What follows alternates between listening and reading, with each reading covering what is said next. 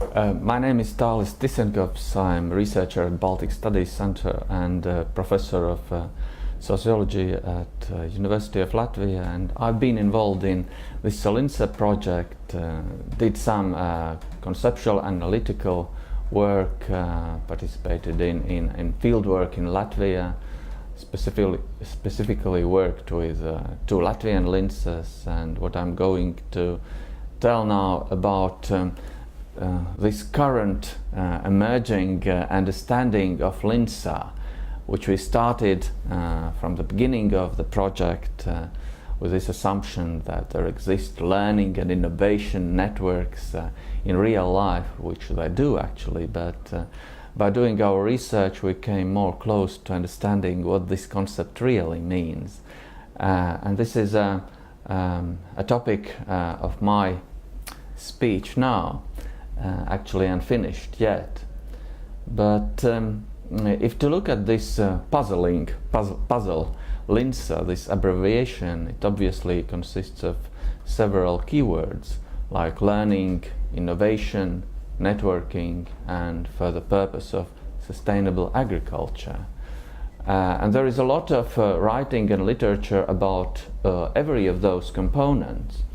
For example, about learning, we all know that learning is acquisition of new knowledge, but not for its own sake, perhaps for the sake of some purpose which people have in their lives.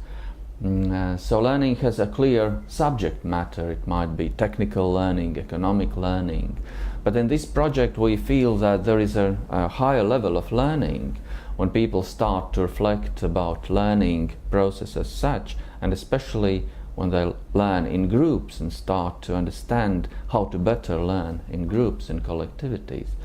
So very much LINSA learning in networks is based on so-called social learning concept,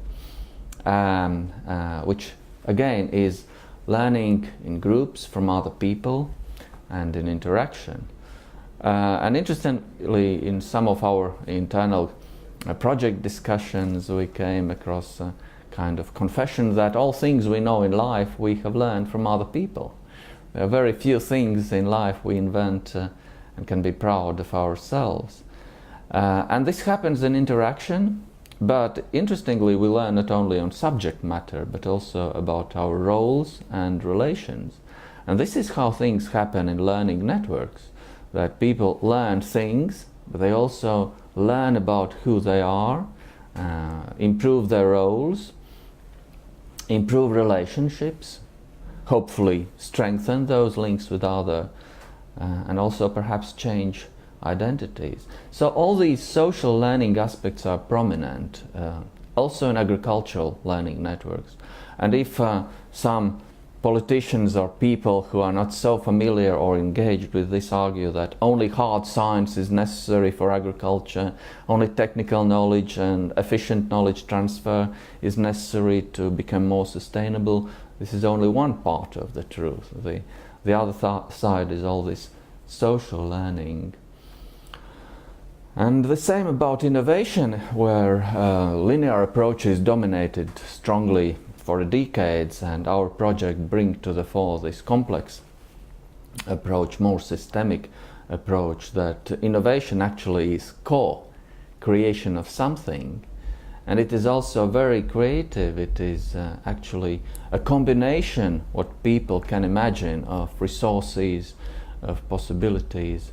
It is also a response not only to problem but opportunities, what people in agricultural communities or rural communities see, not as a very pressurizing circumstances from the market or from the policies, but also opportunities emerging from new consumer demands, from new relations between urban and rural society, from all these nice opportunities which applied researchers can offer to agricultural practitioners. So, and notably, this innovation aspect very much deals again with social innovation, how we innovate in our relations, how we innovate also for good purpose, possibly social, public good purpose, not only individual, on economic purpose. So it's interesting. So far I try to cover some separate aspects of LINSA, like learning, innovation, coming to networking. Actually, networks are discovered as very powerful agents of change. Individuals can do a lot and institutions can do a lot, but in contemporary world, networks matter really, and we see also the relevance of social networks, of technically mediated networks, and also we found that in our case studies, LINSA people do much of use of internet, of email lists. Scientists send them off and technicians send them off precise information, for example, on exact spraying times through email lists or SME messages. So these networks are really technically mediated, but what we find, especially in different case studies, that our networks are hybrid ones. So in most cases they consist of different actors, not only farmers but other rural dwellers. These networks might include also researchers, technicians, the consumers, so really private and public bodies. So, and an interesting thing is that as bigger the network is, on the one hand it offers more knowledge sources and opportunities for people to learn, but on the other hand it is more tricky to manage such a network, to find a common ground and objectives, and also it's more difficult to learn socially, to reflect at the network scale on what we are together as a joint entity. But if it succeeds, then really LINSA can make a change for sustainability. And here I come to the last component, sustainability.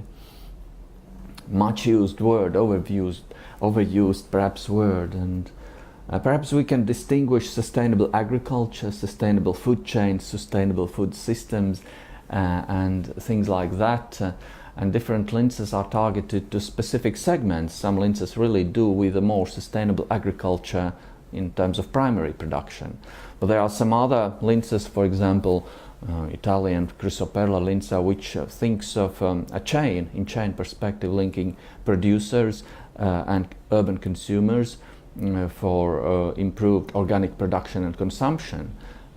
Some other LINSAs, like the British LINSA, is doing new food policies at city level. So obviously here sustainability concerns a wider food system. So there are different sustainability aspects and issues addressed by our LINSAs. So still, perhaps, and I don't know how much time I have for this, but it is not even sufficient to understand something about components. When it comes to learning and innovation networks, relations matter. Really, how this learning can be combined with networking, how learning can be improved in a more narrow or more broader networks, how this happens. And this is very much the study in progress, and we are now at the final stage of our research, where we try to understand and write up really findings about these connectivities. And especially if we succeed in this, the next question might arise: what is the role of knowledge brokers? Right? Because those connections should be supported and facilitated, and I think that the training course is much about this. And if we can come up with some nice ideas where to put our, as we say in Latvian, pielikt mūsu plecu, to put our shoulder, you know, for the networks, that could be nice co-production.